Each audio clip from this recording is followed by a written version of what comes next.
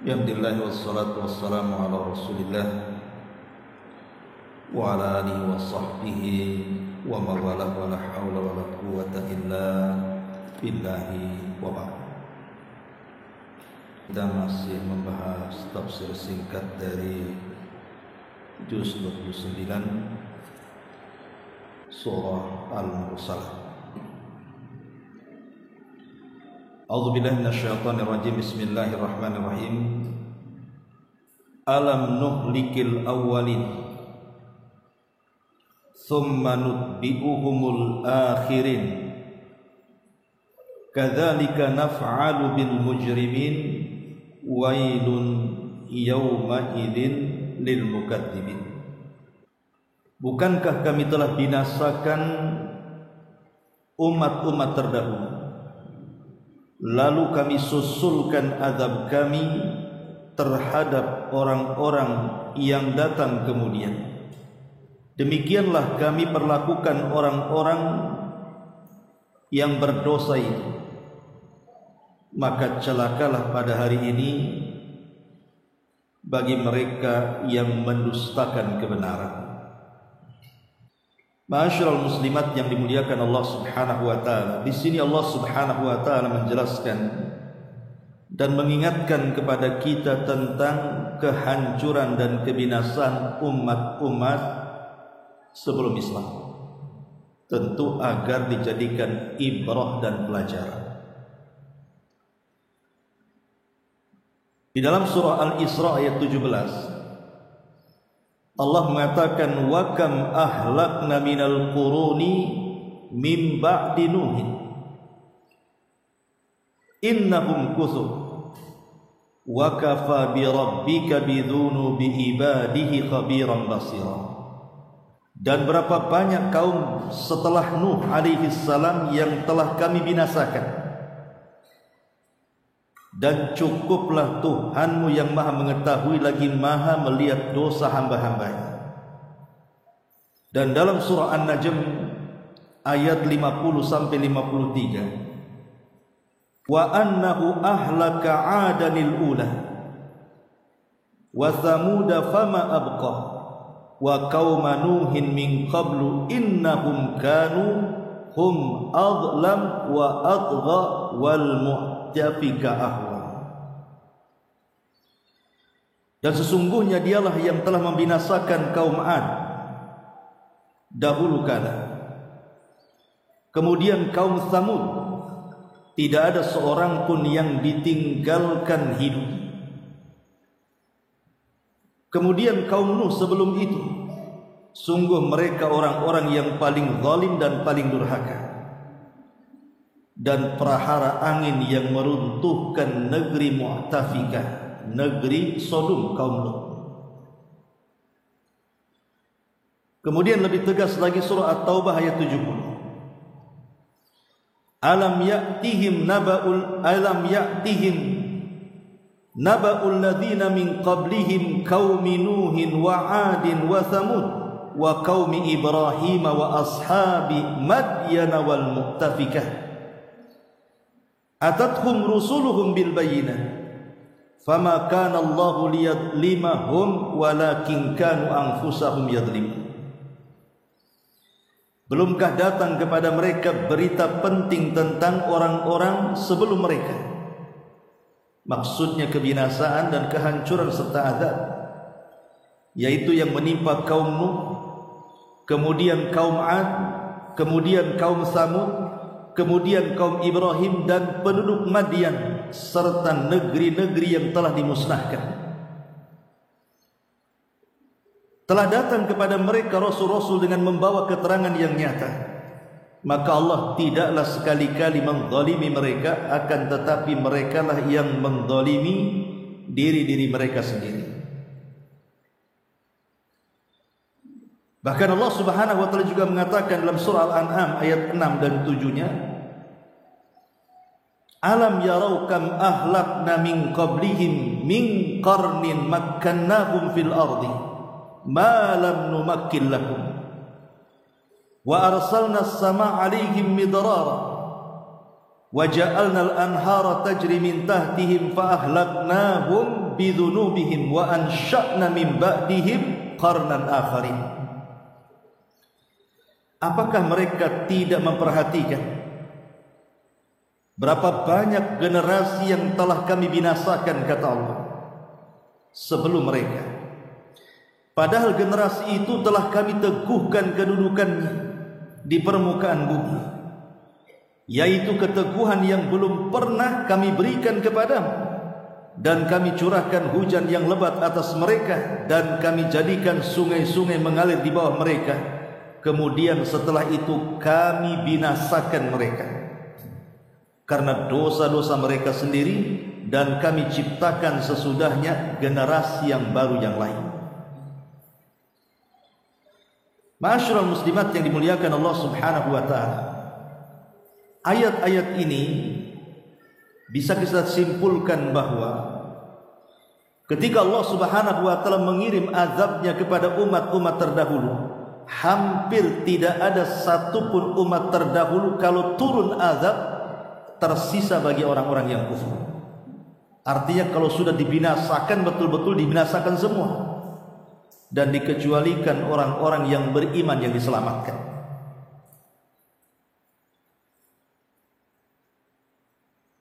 Dan kalau kita melihat macam-macam azab yang Allah turunkan itu bermacam ragam, dan itu dijelaskan di dalam surah Al-Ankabut ayat 40, bagaimana bentuk-bentuk azab yang Allah kirimkan itu.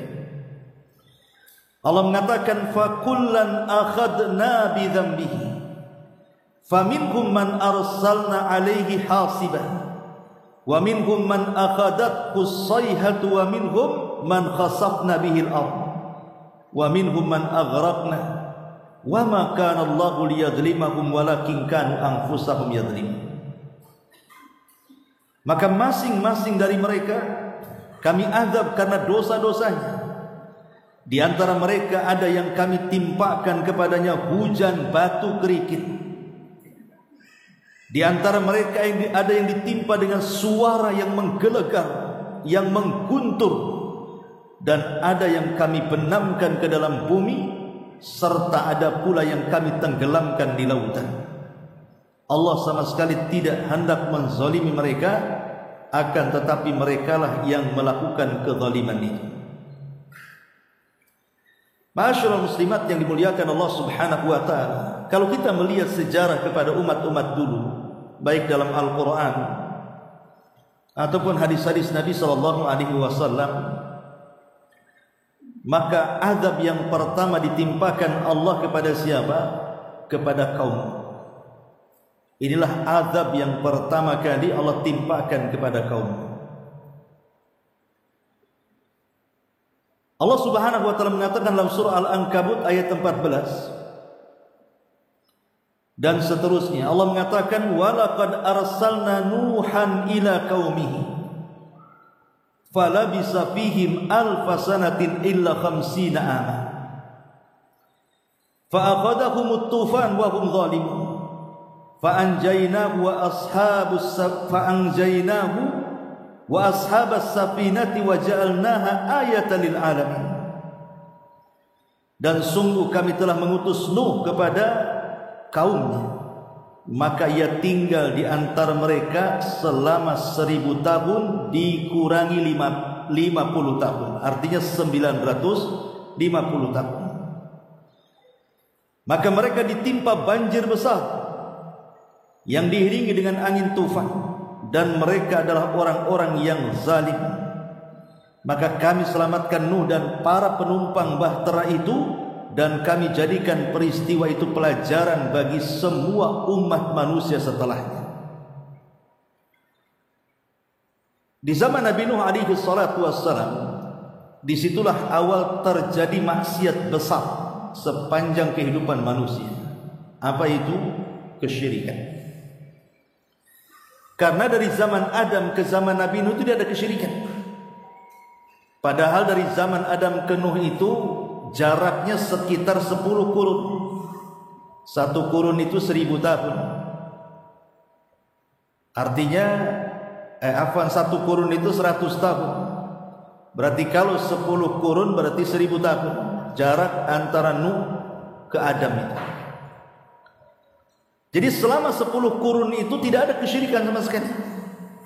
Baru di zaman Nuh itu telah terjadi kesyirikan ketika kemudian kaumnya Nuh menyembah satu keluarga orang-orang saleh yang bernama Wad, yang disebutkan dalam Al-Quran itu, la tadarunna waddan wala suwa'an wala yaghutha wa ya'uqa wa nasra. Itu satu keluarga itu, Wad, Suwa, Yaghus, Ya'uq, Nasr, itu orang-orang saleh, satu keluarga.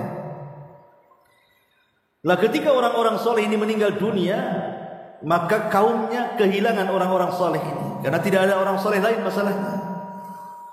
Akhirnya kemudian iblis pun datang menggoda mereka untuk membuat patung. Lah patung itu kemudian belakangan disembah. Itulah kesyirikan pertama. Dari sini Allah Subhanahu wa taala utus Nuh kepada mereka untuk meluruskan tauhid. Makanya Nuh itu disebut awal rasul. Dia orang yang pertama kali jadi rasul. Kalau Adam kan nabi, dia bukan rasul. Karena diutus kepada kaum yang sudah mulai bertentangan akidah. Tetapi selama itu Nuh berjuang untuk menegakkan tauhid 950 tahun, tidak ada kaumnya yang beriman kecuali sedikit. Ada yang mengatakan setiap 20 tahun dapat satu. Jadi walaupun 950 tahun yang tidak banyak pengikut, hanya anak-anaknya saja kecuali Kan'an yang kufur dan juga istrinya yang kufur kepada Allah Azza wa Jalla. Lah ketika kemudian kaumnya merasa gerah dengan dakwahan Nabi Nuh agar mereka mentauhidkan Allah, mulailah kemudian mereka melakukan intimidasi sampai mereka hendak membunuh Nuh alaihi salam. Maka Nuh berdoa kepada Allah Subhanahu wa taala, fada'a rabbahu inni maghlubun fantasir. Maka disebutkan dalam surah Al-Qamar ayat 10 dan seterusnya itu, maka Nuh mengadu kepada Allah, kepada Rabbnya, bahwa aku adalah orang-orang yang akan dikalahkan, oleh sebab itu selamatkan aku ya Rabb. Ingat Bu, setiap para nabi itu punya doa mustajab. Tetapi doa mustajab itu sebagai doa pamungkas para nabi, mereka mengeluarkan doa itu di dunia, kecuali Nabi. Maka Nabi SAW tidak mengeluarkan doa pamungkas dan akan dikeluarkan kelak di akhir setelah kematian pada hari kiamat sebagai syafaatul uzma yang akan diberikan kepada seluruh umat manusia. Lah salah satu doa-doa pamungkas para nabi adalah meminta kehancuran kepada kaum. Lah Nuh meminta kehancuran kepada kaum. Salah satunya Nuh mengatakan, Rabbi la tadhar alal ardi minal kafirina dayyara. Ya Rabb, jangan kau sisakan di permukaan bumi itu satu jiwa pun orang kafir. Artinya binasakan mereka semua. Makanya ketika Nuh alaihi salam berdoa kepada Allah Subhanahu wa taala, apa yang terjadi? Fa fatahna abwabas samai bima'in munhamir wa fatahna wa fajjarna al-arda uyunan faltaqal ma ala amrin qad qudir wa hamalnahu ala dhatil alwahi wa dusur tajri bi a'yunina liman kana kufir.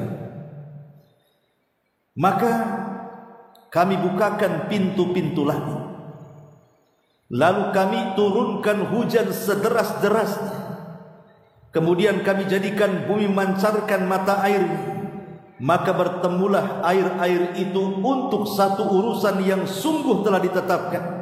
Dan kami angkut Nuh ke atas bahtera yang terbuat dari papan dan paku, yang berlayar dengan pemeliharaan kami sebagai balasan bagi orang-orang yang ingkar kepada Nuh alaihi salam.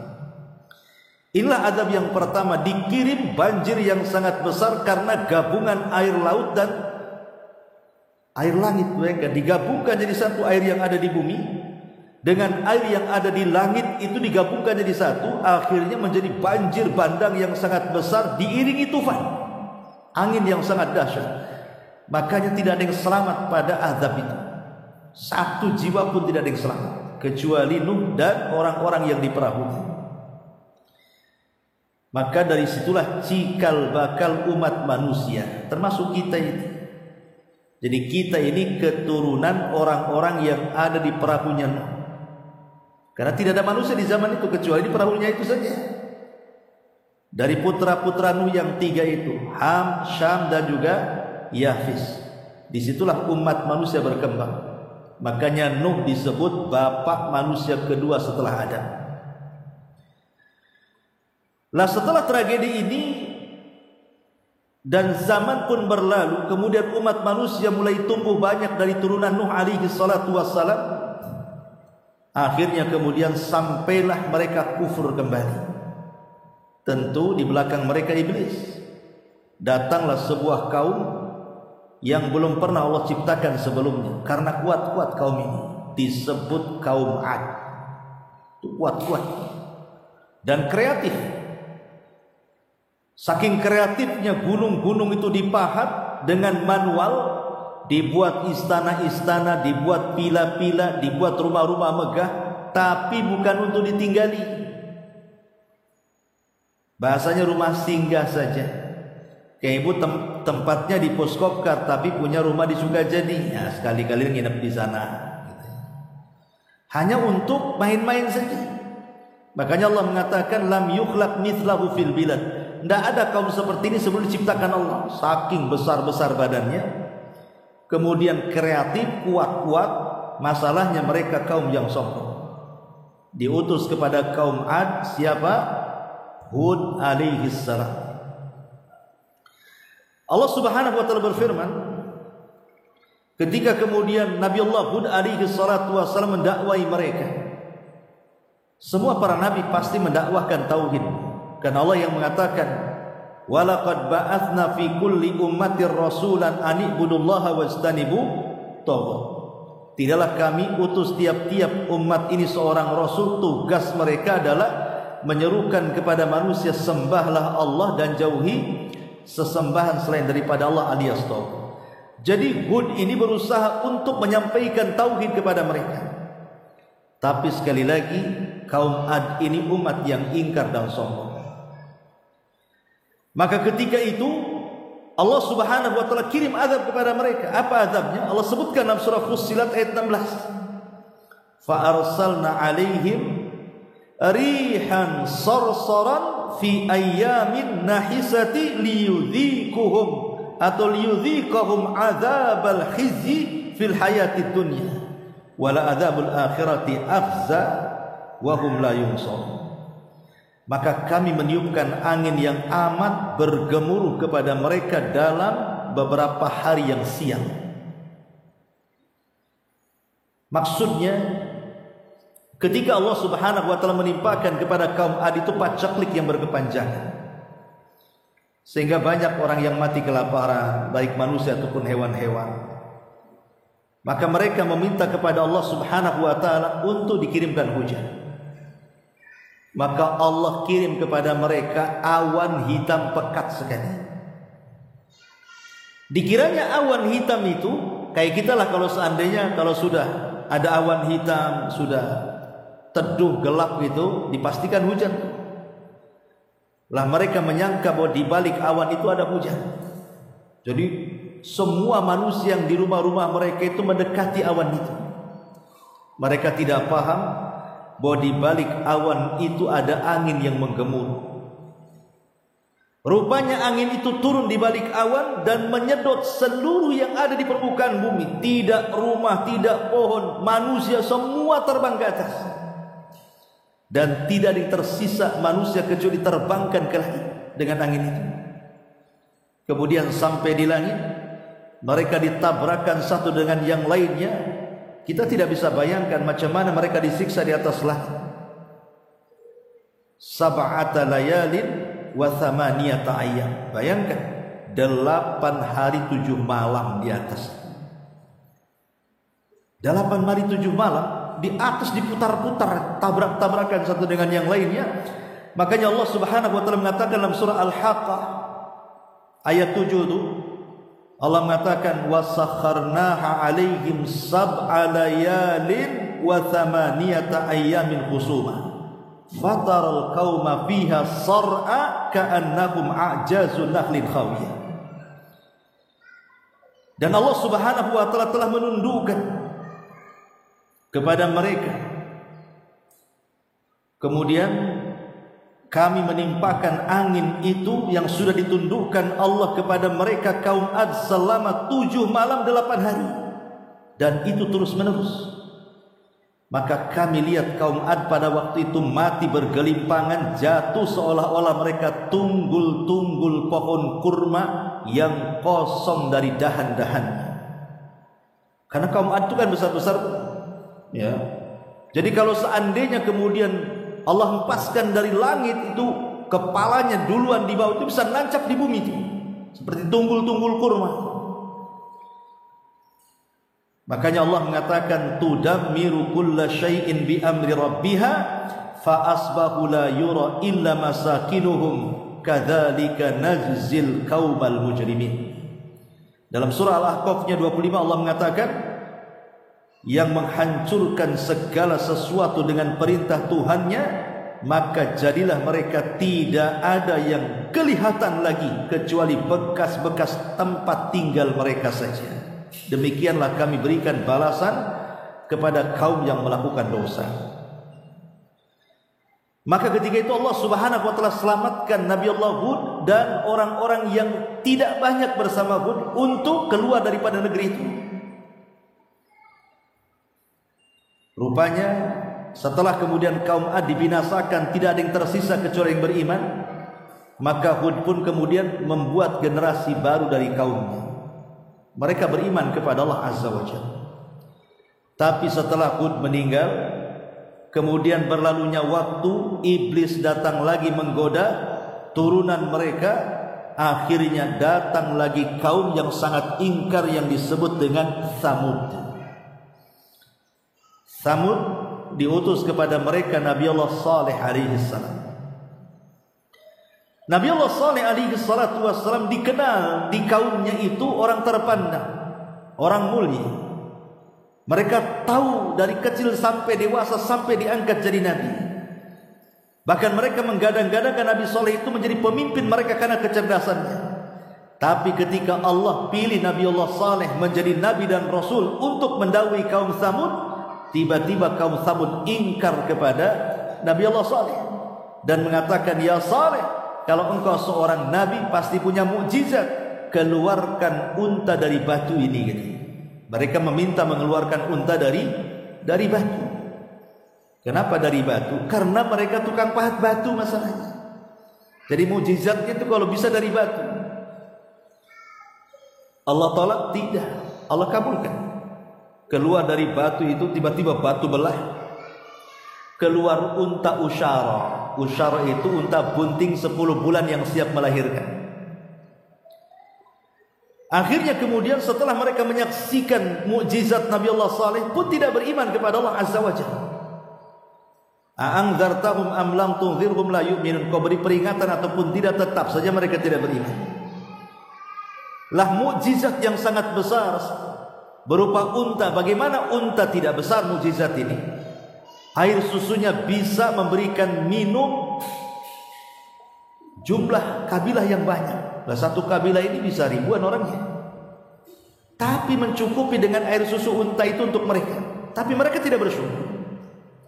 Mereka justru menentang Nabi Allah Saleh alaihi salatu wassalam, sampai kemudian muncul seorang laki-laki namanya Kidar ibn Salih. Kidar ibn Salih. Dan juga satu laki-laki lainnya namanya Mihraj ibn Mahya, dan mengajak 9 yang lainnya untuk membunuh unta Nabi Saleh. Akhirnya terjadilah pembunuhan itu. Karena mereka sudah membunuh unta, artinya ini sudah membinasakan mukjizat Allah. Maka Allah murka. Mulailah kemudian mereka diazab dengan azab 3 hari. Hari pertama, tiba-tiba badan mereka melemah, tidak bisa apa-apa, lunglai kayak orang stroke. Tidak bisa bangun dari tempat-tempat tidur mereka. Hari kedua mata mereka memerah. Dan hari ketiga mereka menggali kuburan mereka sendiri. Setelah 3 hari Allah kirim malaikat Jibril, kemudian berteriak dengan 1 kali teriakan, fa asbahu fi darihim jasimin, maka jasad-jasad mereka bergelimpangan di rumah-rumah mereka. Itulah azabnya kaum Samud.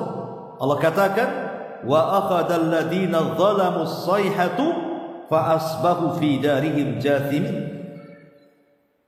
Dalam surah Hud Allah mengatakan ayat ke-67-nya, kemudian suara yang mengguntur itu menimpa orang-orang zalim sehingga mereka mati bergelimpangan di rumah-rumah mereka. Ma'asyiral muslimat yang dimuliakan Allah Subhanahu wa taala, lah kaum 'Ad dan kaum Tsamud ini mereka adalah orang-orang Arab. Karena nabi-nabi Arab itu ada berapa? Ada 4. Dimulai dari Nabi Allah Hud, kemudian Nabi Allah Saleh, kemudian disusul dengan Syuaib, dan yang terakhir Nabi kita Muhammad sallallahu alaihi wasallam. Ini disebut Nabi Arab.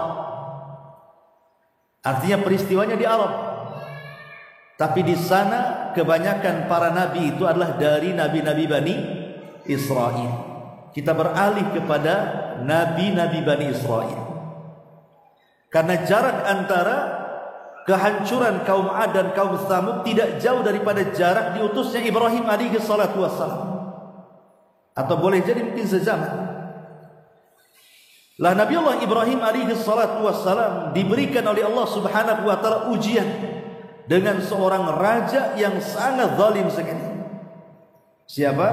Namrud. Satu di antara 4 raja penguasa dunia. Ketika terjadi pembakaran di mana Ibrahim dibakar hidup-hidup, tetapi Allah takdirkan selamat karena Allah katakan kepada api, kul ya naru kuni bardan wa salaman ala Ibrahim, jadilah api kau dingin dan selamatkan Ibrahim.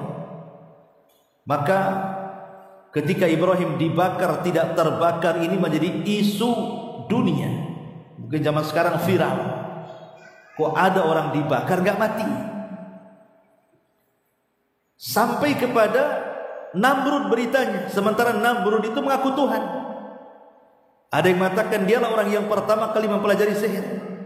Menurut kisah Israelia, kok ada orang yang dibakar hidup-hidup gak mati, saya ingin ketemu dengan dia. Akhirnya kemudian dipertemukanlah Ibrahim dengan Namrud, terjadilah dialog. Sebutkan dalam surah Al-Baqarah ayat 258. Alam tara ilal ladzi haja Ibrahim fi rabbih an atahu Allahul mulka id qala Ibrahim rabbiyal ladzi yuhyi wa yumiit qala ana uhyi wa umiit qala Ibrahim fa inna Allaha ya'ti bisyamsi minal masyriq fa'ti biha minal maghrib fa buhital ladzi kafar wallahu la yahdil qaumadh dhalimin. Tidakkah kau lihat orang yang mendebat Ibrahim tentang Tuhan? Ketika Allah memberikan kekuasaan kepadanya, Ibrahim berkata kepada Namrud, Rabbku yang menghidupkan dan yang mematikan.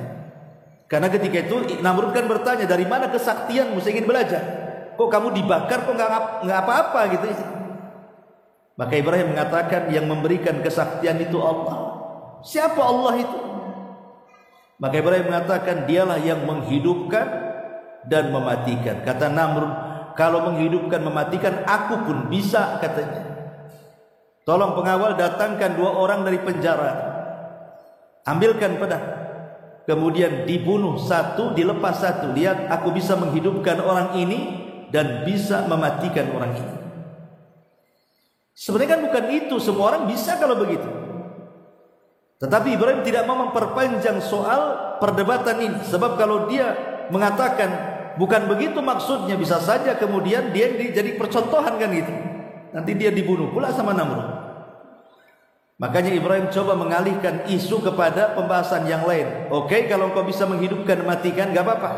Sekarang Rabbku, kata Ibrahim, mendatangkan matahari dari arah timur. Kau datangkan sekarang dari barat. Fabuhita lebih kafir. Akhirnya orang kafir dia. Lah ketika kemudian Namrud terus aja menentang Ibrahim, akhirnya Ibrahim pun harus hijrah ke Haran. Kemudian dari Haran ke Palestina, dari Palestina ke Mesir, dari Mesir balik lagi ke Palestina, kemudian sampai ke Mekah gitu ya. Akhirnya Allah Subhanahu wa taala mengadab Namrud. Dengan cara apa? Karena dia sangat zalim mengaku Tuhan. Allah utus satu tentaranya. Berupa apa? Ba'udah, nyamuk. Diutus ekor nyamuk. Suruh masuk di hidungnya, kemudian bersarang di otaknya bertahun-tahun. Sehingga Namrud setiap hari sakit kepala. Kalau sakit kepala diambil sandal dipukulnya kepala. Tapi nyamuk itu tidak mati-mati di otak itu. Allah sudah kuasakan seperti itu tentaranya. Sampai akhirnya karena setiap hari dipukul kepalanya, akhirnya mati juga dia. Nah coba ibu tiap hari pukul kepala, apa mati lama-lama? Bertahun-tahun pukul kepala. Karena ada musir nyamuk dalam otaknya itu. Mana sekarang yang mengatakan uhyi wa umit, saya bisa menghidupkan dan matikan? Mati juga dengan nyamuk. Ya. Ma'asyiral muslimin wal ma'asyiral muslimat yang dimuliakan Allah Azza wa Jalla. Tidak jauh dari kisah Namrud, ada kisah Lut alaihi salam dengan Sodom. Karena Lut itu masih keluarga Ibrahim. Nabi Lut itu anak paman daripada Ibrahim. Artinya Lut dengan Ibrahim itu keponakan. Nabi Lut itu keponakan Ibrahim. Lah ketika kemudian Lut juga diajak hijrah oleh Ibrahim ke Haran. Setelah dari Haran kemudian Ibrahim ke Palestina, maka Lut itulah orang yang pertama beriman kepada Ibrahim. Sampai di Palestina, maka Ibrahim setelah Allah mengutus Lut jadi nabi, meminta agar Lut berdakwah di tempat lain. Jangan sama dia, cari areal baru untuk berdakwah. Maka Lut pun diutus ke negeri Sodom, negeri yang terdapat 160 desa. Itu disebut negeri Sodom, 160 desa. Lut diutus di situ. Rupanya negeri Sodom itu yang terdiri pada 160 desa itu, mereka terjangkit penyakit yang belum pernah ada sebelumnya. Apa itu? Homoseksual dan lesbi. Lesbi ini datang belakangan. Karena sebelumnya terjadi homoseksual dulu, laki-laki suka laki-laki, akhirnya perempuan sudah tidak disukai, akhirnya perempuan suka perempuan aja jadinya. Dari homoseksual menjadi lesbi. Disingkat LGBT lah sekarang ya, panjangannya. Lah disitulah kemudian Lut berusaha meluruskan akhlak mereka. Selain daripada mengajak tauhid, juga berusaha meluruskan akhlak mereka. Sampai Lut menawarkan wanita-wanita banyak. Ini anakku juga wanita, anak-anak orang lain yang wanita banyak. Tapi mereka menolak. Justru semakin hari Lut mendakwai mereka justru malah mengatakan innakum qaumun yatatahharun. Lut, kau ini pura-pura suci saja. Kau dikasih laki-laki tampan pun kau juga mau katanya. Lebih kurang ajar itu sama Nabi. Dan yang lebih kurang ajar lagi istrinya lagi. Justru istrinya Lut kufur kepada Lut dan bekerja sama dengan preman pasar. Kalau ada tamu laki-laki, istrinya cemburu. Seolah-olah Lut suka laki-laki. Di konteksnya preman pasar. Dengan cara apa? Zaman itu tidak ada handphone, Bu. Oh, zaman sekarang enak lah, ada tamu, ya. Kata premannya OTW gitu. Nah, zaman dulu mana ada? Caranya apa? Ambil kayu bakar, kemudian dibakar di belakang rumah, maka asapnya mengepul. Setiap ada asap dari rumah Lut itu berarti preman tahu tuh. Oh, di situ ada tamu laki-laki. Kita culik, kita perkosa katanya. Satu hari Allah mengutus 3 malaikat, Jibril, Mikail dan Malakul Maut dalam bentuk laki-laki tampan. Karena kaum Sodom suka yang tampan-tampan. Akhirnya kemudian setelah mereka bertamu ke rumah Ibrahim dan menghabarkan bahwa Ibrahim akan punya anak dari Sarah namanya Ishak dan akan punya cucu namanya Yakub, dan Ibrahim akan ketemu dengan anak dan cucunya sebelum meninggal, maka mereka pun berangkat ke Sodom. Putri Lut itu senantiasa berjaga-jaga di perbatasan. Kalau ada orang lewat, maka putrinya akan mengatakan mau kemana. Oh, mau ke rumah Lut, jangan. Kalau bisa jangan. Putrinya yang beriman itu melarang orang itu bertamu karena tahu konsekuensinya. Bisa diculik, diperkosa, dibunuh. Ya. Tetapi karena dia tidak tahu kalau tamu ini jelmaan malaikat, memaksa, nggak apa-apa. Kami yang bertanggung jawab, kata. Ketika sampai di rumah Lut kaget. Karena ini orang anak-anak muda tampan-tampan, bahaya ini. Akhirnya disembunyikan tamu-tamu itu. Ya bagaimanapun istri ada di rumah, kalau ada tamu dia tahu. Makanya dia membuat sinyal bakaran, kemudian membumbung asapnya. Preman-preman dari pasar pada datang. Di sini ada tamu. Mereka datang preman-preman mengepung rumah Lut untuk memberikan 3 tamu itu. Mereka tidak tahu itu jelmaan malaikat. Maka tamu-tamu itu mengatakan kepada Lut, setelah Lut berusaha untuk menjaga mereka, tapi apalah daya, kekuatan di luar lebih kuat. Lut mengatakan, inilah yang bisa aku tolong. Tapi malaikat itu kemudian berusaha menenangkan Lut dan mengatakan, saya adalah malaikat utusan Allah. Sebaiknya di waktu subuh kau ajak anak-anakmu pergi, karena akan kami timpakan azab kepada mereka. Dan sekarang subuh sudah dekat, bergegaslah. Maka Lut ketika tahu itu malaikat, langsunglah membawa anak-anak putrinya itu. Dan Jibril menyarankan, kalau terjadi teriakan-teriakan jangan pernah lihat ke belakang. Lurus saja kacamata kuda. Ya. Jangan nengok kiri kanan. Maka setelah Lut pergi dari rumahnya, apa yang terjadi? Ketika mereka mendobrak rumah itu, pertama kali malaikat Jibril keluar, tiba-tiba membentuk bentuk aslinya. 600 sayap, bayangkan. Apa mereka enggak ketakutan? Kemudian satu sayap dihempaskan kepada mereka. Tidak ada preman yang mengepung rumah kecuali matanya keluar dari tempatnya. Itu ada pertama itu. Keluar semua biji-biji matanya. Kemudian terjadilah teriakan di mana-mana. Lah istrinya Lut ini kan ngikutin dari belakang, mau lari juga. Karena Lut tidak memberitahu istrinya ngikut dari belakang. Mau selamat juga. Tapi istrinya kan tidak tahu tentang jangan pernah melihat ke belakang. Ketika istri melihat ke belakang, matanya pun keluar dari tempatnya. Butanya kemana-mana, tidak tahu lagi harus kemana. Disitulah Jibril setelah Lut dipastikan keluar dari negeri Sodom, maka Lut menancapkan satu sayapnya, kemudian mengangkat 160 desa ke langit. Kemudian dihujani meteor, mati di atas langit, kemudian dihempaskan ke bumi, dan mereka seperti mangkok, dan sekarang jadi laut mati. Allah katakan di dalam Al-Quran, faja'alnaha 'aliyaha safilaha wa amtarna 'alaihim hijaratan min sijil inna fi dzalika laayatin lil mutawassimin wa innaha lasabilim muqim. Maka kami jungkir balikan negeri itu, dan kami hujani mereka dengan batu-batu dari tanah yang keras. Sungguh pada yang demikian itu benar-benar terjadi tanda-tanda kuasa Allah bagi orang-orang yang memperlihatkan tanda-tanda itu. Dan sungguh negeri itu benar-benar terletak di jalan yang masih tetap dilalui manusia. Nah, sekarang negeri itu justru jadi wisata, laut mati. Padahal umat Islam tidak boleh datang ke tempat-tempat yang pernah diazab.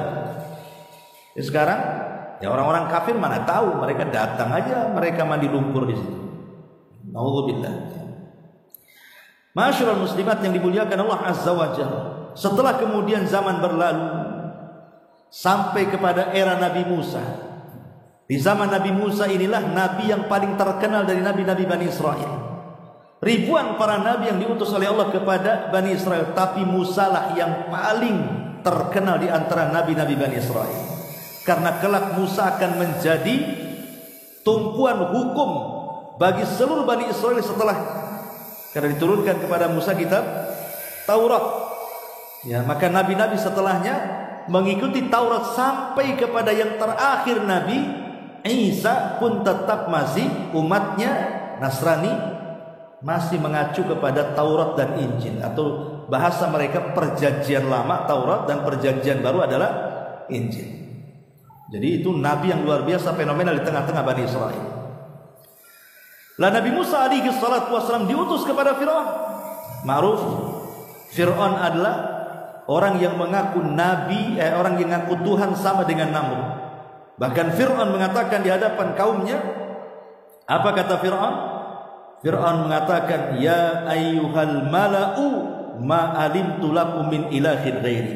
Wahai para pembesarku, dimanapun kalian berada, aku tidak tahu ada Tuhan selainku. Aku tidak tahu ada Tuhan selain. Jadi dia ngaku Tuhan satu-satunya. Dan Allah mengatakan dalam surah Qasasnya 38, ya, dalam surah Zuhrufnya 51, wa nada fir'aunu fi qaumihi ya qaumi alaysa li mulku misr wa hadzal anhar tajri min tahti afala tubsirun. Wahai kaumku, sesungguhnya Mesir itu berada di bawah kakiku, bahkan sungai-sungainya semua berada di bawah kakiku. Dengan sombongnya dia, karena dia mengaku Tuhan kan, ana rabbukumul a'la, Rabb kalian yang paling tinggi. Lah ketika Allah Subhanahu wa taala mengutus Musa, lah Musa ini anak angkatnya, anak Bani Israel. Karena ada kejadian peristiwa pembunuhan, itulah dia kabur ke Madian, kemudian menikah dengan salah seorang wanita dari putra Syuaib, bukan seorang nabi, orang saleh. Kemudian setelah 10 tahun di Madian, Musa balik. Disitulah Musa diangkat jadi nabi dan rasul untuk mendakwai Fir'aun, dan diberikan mukjizat oleh Allah Azza wa Jalla. Tapi Fir'aun sama dengan orang-orang kafir sebelumnya, tidak menerima dakwah Nabi Musa, justru menentang, bahkan mengajak duel dengan tukang-tukang sihir. Sampai terjadi perkelahian Musa dengan tukang sihir dan dimenangkan Musa. Bahkan tukang-tukang sihir justru berbalik beriman kepada Nabi Musa. Fir'aun pun marah, akhirnya membantai tukang-tukang sihir itu sampai mati. Maka setelah kejadian ini, Fir'aun tidak pernah mengganggu Nabi Musa, tidak mau menyentuh Nabi Musa. Nabi Musa pun kemudian bertahun-tahun merasa tenang mendakwai Bani Israel. Tapi selama itulah banyak terjadi mukjizat yang ditampakkan kepada, baik di mata Bani Israel atau di mata kaum Kipti, kaum Fir'aun. Seperti pacaklik yang berkepanjangan, kemudian hilang pacaklik, datang pula kodok di mana-mana. Hilang kodok, datang belalang di mana-mana. Hilang belalang, banyak kutu di mana-mana. Hilang kutu, banyak bencana seperti air berubah menjadi darah, macam-macam pokoknya itu. Banyak peristiwa-peristiwa pun tidak menjadikan mereka beriman. Anehnya itu. Sampai akhirnya Allah perintahkan Musa membawa Bani Israel ke negeri perjanjian. Nampaknya tidak cocok Mesir untuk Bani Israel.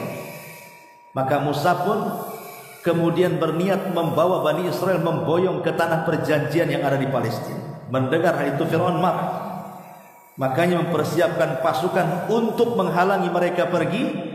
Tetapi apa yang terjadi ketika Fir'aun sudah melihat pasukan, maksudnya Bani Israel dan Musa, sementara Musa dan pasukannya tidak bisa berjalan karena buntu dengan lautan, Bani Israel dengan khawatirnya mengatakan, ya Musa inna lamudrakun.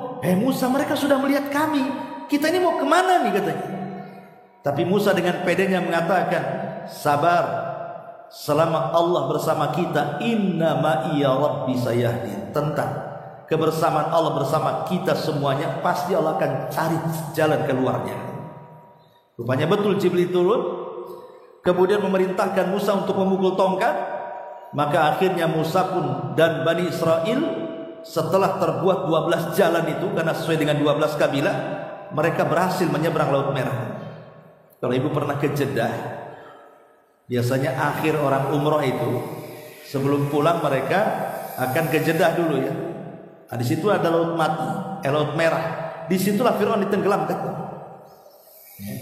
Jadi setelah Musa sudah di seberang, Fir'aun sudah di tengah. Disitulah Allah kemudian mengatakan kepada Jibril mengatakan kepada Musa, pukul dengan tongkat wahai Musa. Maka dipukullah kemudian laut itu sehingga merapatlah dan menenggelamkan Fir'aun. Sebenarnya Fir'aun ini sempat bertobat di sini dan mengatakan, amantu bima amanat bihi Bani Israel. Ya Allah, aku beriman dengan apa yang diimani oleh Bani Israel. Tapi apalah guna, nyawa sudah ditenggorokan. Percuma tobatnya, pintu tobat sudah tertutup kalau sudah nyawa di tenggorokanku. Maka Jibril datang, khawatir Allah merahmati Fir'aun, diambilnya tanah yang liat, dimasukkan disupelkan ke mulutnya. Karena jangan sampai terus Fir'aun memelas kepada Allah, akhirnya Allah merahmati dia. Orang seperti ini tidak layak dirahmati. Makanya Jibril masukkan tanah ke dalam mulutnya. Subhanallah. Itulah orang sekeji Fir'aun. Mereka dibinasakan dengan cara ditenggelamkan oleh Allah Azza wa Jalla. Lain Fir'aun di zaman Nabi Musa, lain pula Qarun.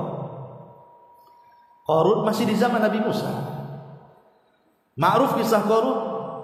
Tidak ada manusia yang paling kaya dari zaman ke zaman yang diceritakan kisahnya tidak oleh umat Islam, tidak umat Yahudi, tidak umat Kristen, kecuali kisah Qarun. Semua diceritakan agama-agama. Kalau sekarang ada orang kaya kemudian mati, paling dikenangnya sebentar saja. Nanti datang orang kaya lagi, hilang yang lama, datang yang baru. Tapi Qarun itu tidak pernah lekang dimakan zaman, tetap aja dibicarakan. Tetap dibicarakan sampai hari ini Qarun itu oleh siapapun, oleh Yahudi, oleh Nasrani, tetap dibicarakan. Tentu dengan versi mereka. Karena kaya raya luar biasa. Kuncinya saja, Bu, jangan cerita gembok, jangan cerita gudang. Kuncinya saja yang bopong itu orang-orang kuat. Sebesar apa tuh kuncinya? Kalau kuncinya sebesar itu, macam mana lubang kunci grendelnya itu? Kemudian gemboknya, kemudian pintunya, kemudian gudangnya isinya emas semuanya. Apa ndak kaya raya? Makanya ketika ditenggelamkan oleh Allah ke dasar bumi, sehingga orang-orang mengistilahkan harta Qarun, sampai sekarang kalau ibu ngorek sesuatu di tanah, tiba-tiba ada cincin emas, oh harta Qarun di sini. Itu masih mendingan gak? Karena masih ngorek tanah, Bu. Kadang nemu dompet dibilang dompet Qarun. Ini kan masalah ini. Ya. Jadi ketika Qarun ini kan, karena Qarun selalu menyombongkan diri. Pada hari-hari tertentu Qarun itu keluar dengan semua orang-orangnya, dengan pasukannya, dengan pakaian yang gagahnya, dengan perhiasan yang nempel di badannya, itu selalu riak. Jadi membuat orang ngiler, orang-orang yang terfitnah dadanya, dia mengatakan, ya laitani misla ma utiya Qarun, duhai kiranya kapan aku jadi Qarun. Itu sebelum diazab tuh, semua menginginkan seperti Qarun. Tetapi akhirnya bagaimanapun Qarun kaya, banyak anak buahnya, tapi tetap pamor Qarun itu masih kalah dengan pamornya Nabi Musa.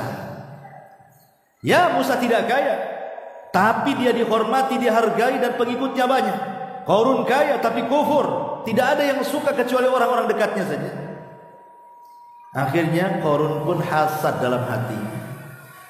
Kenapa orang itu masih menghormati si Musa? Kenapa tidak menghormati saya? Dibuatlah politik makar. Qarun hendak memakar Nabi Musa dengan cara apa? Mematikan karakternya. Dia menyewa seorang pelacur. Kemudian dia mengatakan, nanti kukumpulkan manusia, saya akan undang Musa, kau tinggal ngomong aku berzina dengan Nabi Musa, ku bayar berapapun kau mau. Betul. Qarun membuat acara, manusia diundangnya, termasuk Musa diundang. Setelah Nabi Musa diundang, Qarun melirik wanita itu supaya menjerit-jerit bahwa dia dizinahi Nabi Musa dan hamil, dan Musa harus tanggung jawab. Ketika dapat lirikan, Qarun paham wanita itu.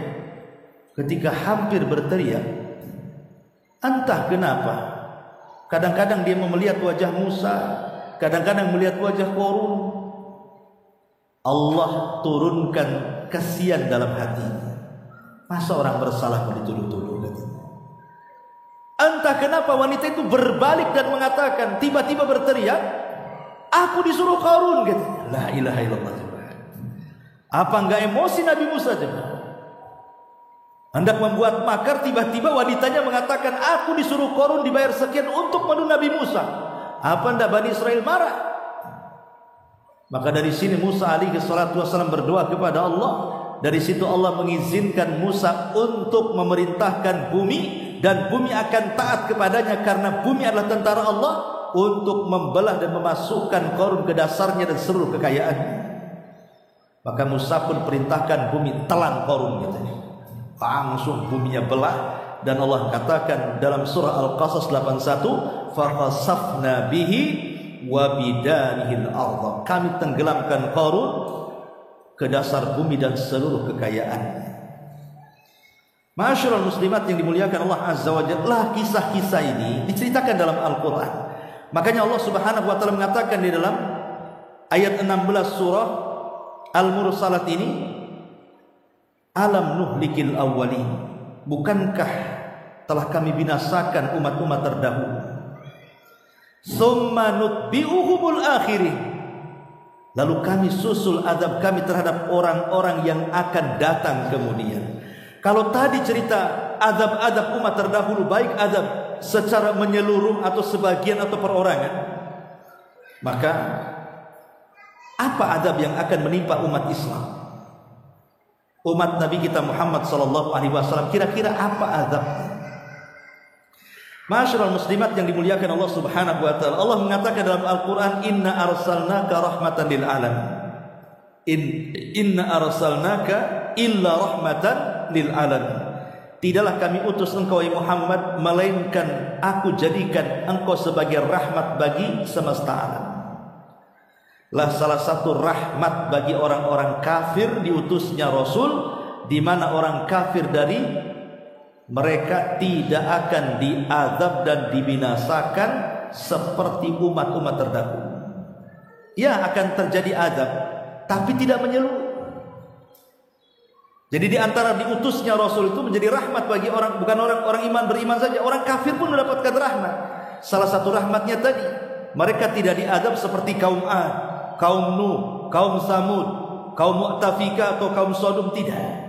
Ya, mungkin azabnya mungkin di sini, di sana, tidak menyeluruh. Makanya hadis Nabi Shallallahu Alaihi Wasallam mengatakan dalam hadis yang dikeluarkan At-Tirmidzi dan disahihkan oleh Syekh Nasiruddin Al-Albani dari Ummul Mukminin Aisyah radhiyallahu anha, apa kata Rasul? Yakunu fi akhir hadhil ummati, akan terjadi di akhir umat ini, khasfun wa maskhun wa qadfun. Khasfun itu kalau diarahkan ke langit itu disebut gerhana, maka ada salat khusuf. Tapi kalau diarahkan ke bumi itu artinya gempa. Jadi akan terjadi banyak gempa di tengah-tengah kaum muslimin. Dan sudah terbukti di negeri kita saja hari-hari gempa. Sekarang aja ada gempa. Bahkan diprediksi Pulau Jawa tenggelam gara-gara gempa katanya. Ya. Gempa, inilah umat Islam. Umat Muhammad SAW akan dikirim azab juga berupa gempa. Dan biasanya kenapa setelah ada gerhana biasanya disusul dengan gempa? Karena dalam bahasa Arab gempa dengan gerhana itu sama. Khosfun itu artinya kalau ke langit gempa, kalau ke bumi kalau ke langit gerhana, kalau ke bumi gempa. Nah, ya, hati-hati kalau sudah ada gerhana, itu ada saja gempa. Kemudian yang kedua, wa mashun. Mashun itu artinya manusia dirubah. Kalau dulu di zaman Bani Israel betul-betul dirubah jadi kera dan babi, hidup 3 hari kemudian dibinasakan. Tapi tentu bagi umat Muhammad tidak akan dirubah wajah mereka seperti kera dan babi, tetapi yang dirubah seperti kera dan babi adalah hati-hatinya. Wajahnya wajah manusia, tapi hatinya seperti binatang. Dan itu banyak orang yang tidak punya rahmat sama sekali kepada manusia, banyak sekali.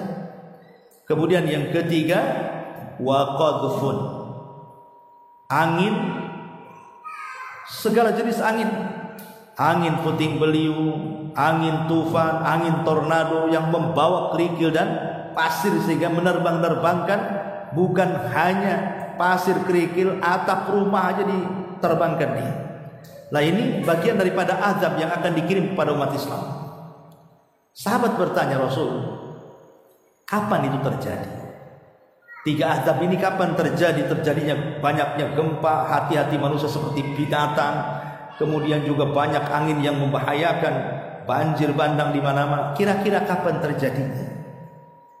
Kata Nabi SAW, idza dhaharatil qiyan, kalau sudah muncul para biduan wanita, artis-artis, penyanyi-penyanyi.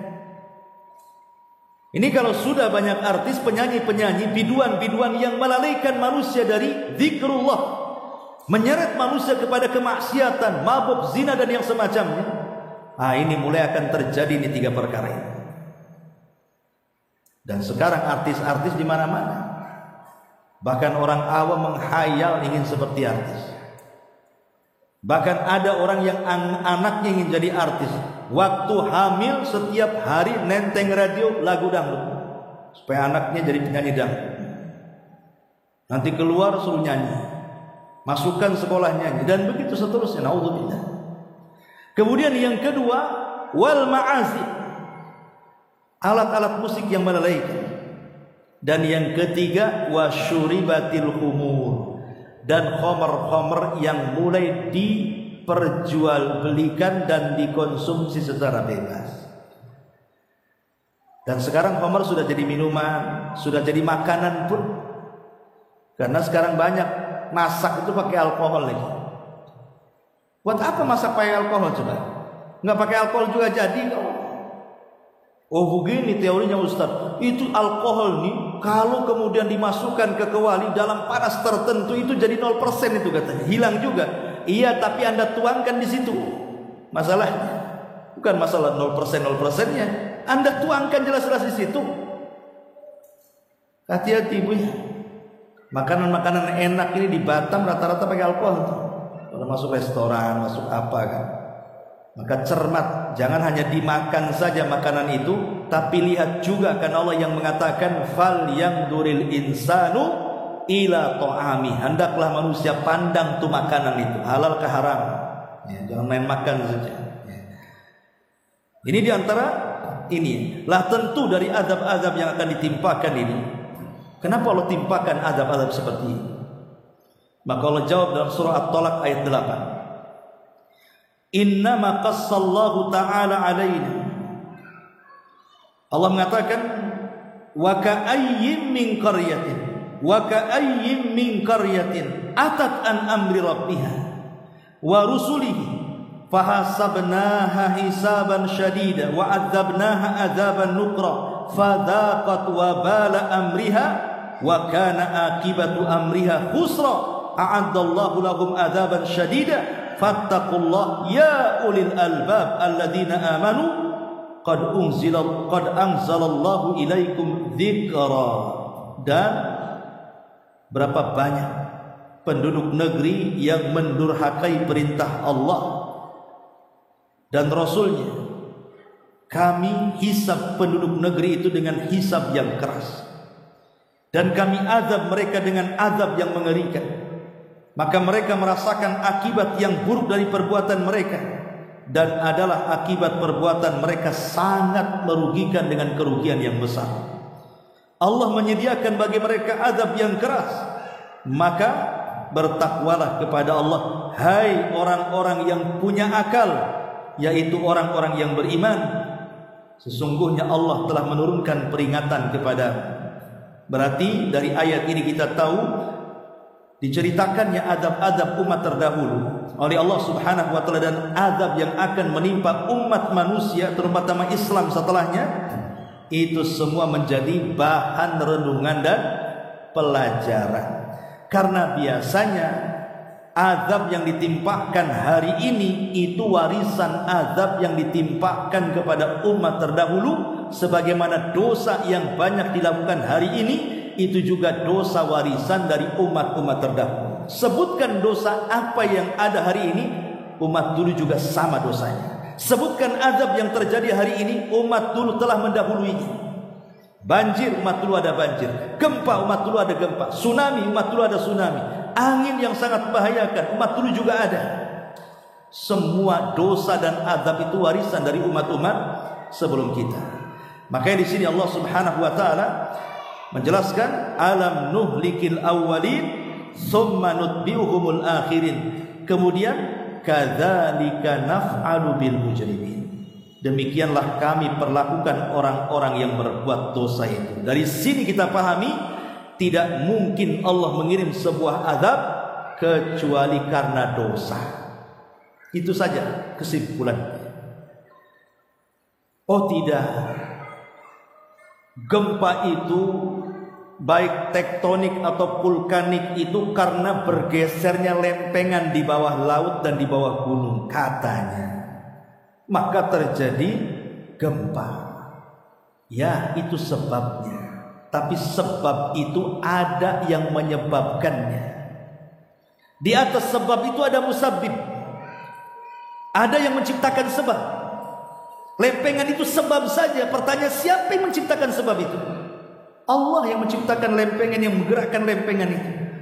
Kenapa Allah gerakkan? Sehingga terjadi gempa yang maha dahsyat di Aceh, di Lombok, di Jogja, dan di beberapa tempat itu. Kalau kita mengacu kepada surah Al-Mursalat ini, berarti apa? Sebabnya karena mereka melakukan dosa itu saja sebenarnya. Adapun ya, penyebab lempengan itu penyebab kecil, tapi lebih daripada itu penyebab terbesar kenapa Allah turunkan azab itu sekali lagi karena dosa. Karena Allah yang mengatakan walau anna ahlal qura amanu wattaqau lafatahna alaihim barakatin minas sama'i wal ard walakin kadzabu fa akhadnahum bima kanu yaksibun. Kalaulah penduduk negeri itu mau beriman dan bertakwa, la fatahna alaihim barakatin minas sama'i wal ard, kami bukakan loh berkah dari pintu langit dan bumi itu. Walakin kadzabu, tapi mereka mendustakan. Fa aqadnahum, maka kami azab mereka bima kanu yaksibun, atas perbuatan dosa yang mereka lakukan. Maka dari sini jangan pernah merasa aman dari azab Allah.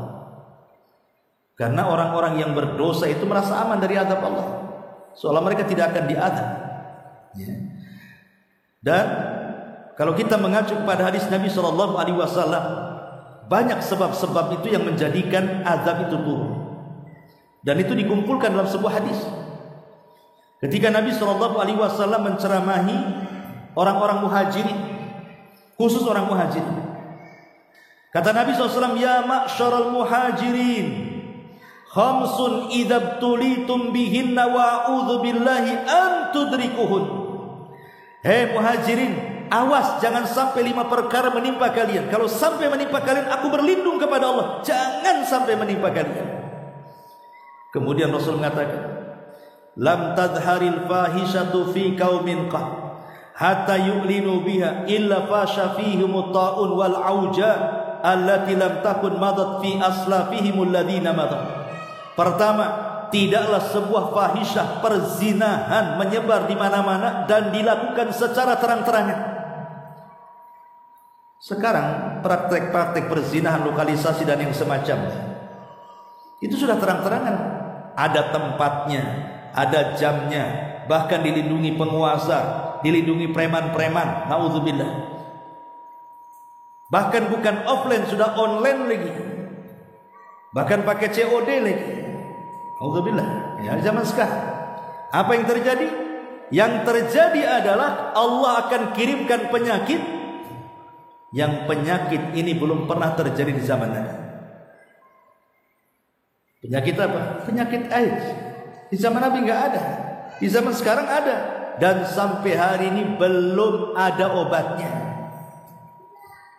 Kalau penangkalnya mungkin, tapi mengobati secara total enggak ada. Kalau memang sudah ada, dijual di apotek-apotek itu. Mana ada? Padahal pakar-pakar dunia sudah berkumpul mencari dan meneliti penyakit ini berasal dari mana dan apa obatnya. Kita katakan percuma, enggak usah berkumpul kalian di situ. Enggak usah rapat di situ. Karena yang ada perangi, yang Anda perangi bukan penyakit, tapi yang Anda perangi adalah zat yang membuat penyakit. Kalau ingin tidak terkena, jauhi zina, selesai sebenarnya. Selesai kan? Tutup lokalisasi, selesai, nggak ada penyakit itu. Lah dengan masih terbukanya lokalisasi, penyakit di mana-mana. Anda sedang memerangi Allah. Seandainya ditakdirkan ada obat penyakit AIDS, tetap Allah kirim tentara lain, bakteri yang lain, justru akan menimbulkan penyakit yang mungkin lebih dahsyat daripada AIDS. Tidak tahu. Ya. Nah ini penyebabnya adalah dengan tersebarnya maksiat perzinahan. Yang kedua, walam yang kusul mikyala wal mizan illa ukhidu bisinin wa syiddatil ma'unati wal jawri sultani alaihi. Ketika orang-orang pasar sudah mulai mengurang-urang takaran, mengurang-urang timbangan, mengurang-urang meteran, mengurang-urang, semua dikurang-kurang, diganjal-ganjal, dipotong-potong meterannya. Ini kalau sudah curang dalam dagang, Allah akan kirimkan 3 azab sekaligus. 1, Allah akan kirimkan paceklik walaupun hujan tidak menyuburkan. Yang kedua, Allah akan dikirimkan kepada umat manusia kesusahan ekonomi, pengangguran di mana-mana, sulit cari kerja. Dan yang terakhir, Allah akan kirimkan para penguasa zalim yang mengambil hak rakyatnya, memperkaya diri dan keluarganya, rakyatnya miskin gak apa-apa. Sebenarnya ini tiga-tiganya ada di negeri kita. Tiga-tiganya ada di negeri kita kan. Paceklik, lihat Jawa kalau sudah kekeringan itu retak di mana-mana jalan, sawah-sawah, ladang-ladang nggak bisa ditanam. Ya. Kalau Batam ini, alhamdulillah hujan terus-terusan, tapi pula tanah boksit. Coba kalau ditukar tanah Jawa dengan tanah Batam, jadi sorga Batam ini. Tapi itulah kelebihannya dan kekurangannya. Di sini kelebihan hujan, tanah pula tak bagus. Di sana tanah bagus, tak ada hujan pula, gitu maksudnya.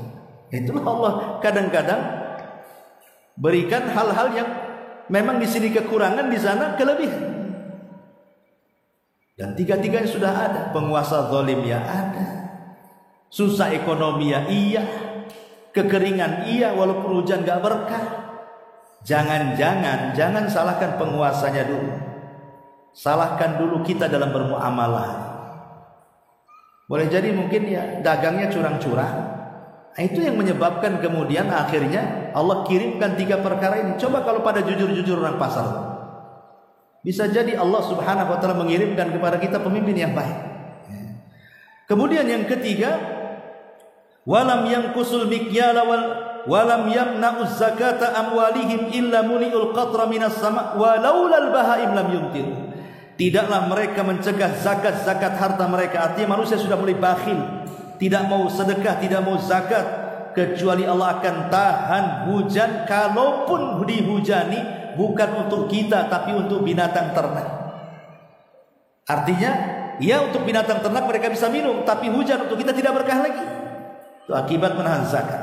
Kemudian yang keempat, walam yanqudu ahdallah wa ahda rasulihi illa sallatallahu alaihim aduwan min ghairihim fa'aqadu ba'dha ma fi aydihim. Ketika mereka mulai menggagalkan perjanjian Allah, perjanjian Rasul, kecuali Allah kuasakan kepada mereka musuh dari selain mereka dan akan mengambil harta mereka. Penjajahan kembali terulang ketika kita mulai membatalkan perjanjian dengan Allah. Apa perjanjian dengan Allah kita di alam ruh? Agar kita mentauhidkan Allah. Ketika perjanjian tauhid dibatalkan, akhirnya kesyirikan di mana-mana, maka nanti Allah akan kuasakan umat yang akan menjajah kepada kita. Naudzubillah. Dan yang terakhir, wa man lam yakum a'immatuhum bi kitabillah wa yatakhayyaru bima anzalallah illa ja'alallahu ba'sahum bainahum. Ketika para pemimpin sudah tidak berhukum dengan Al-Qur'an, kitab Allah, mereka memilih aturan-aturan selain dari yang diturunkan Allah, kecuali Allah akan jadikan permusuhan di antara mereka, perang sesama anak bangsa, perang sesama kaum muslimin. Ini akibat hukum Islam tidak ditegakkan. Ya. Nah, lihat bagaimana dalam satu redaksi hadis Allah Subhanahu wa taala menjelaskan tentang sebab-sebab azab. Maka Allah Subhanahu wa taala tutup ayatnya apa? Wailun yauma idzin lil mukadzibin. Celakalah pada hari itu bagi mereka yang mendustakan kebenaran. Wallahu a'lam bishawab. Ini yang bisa sampaikan.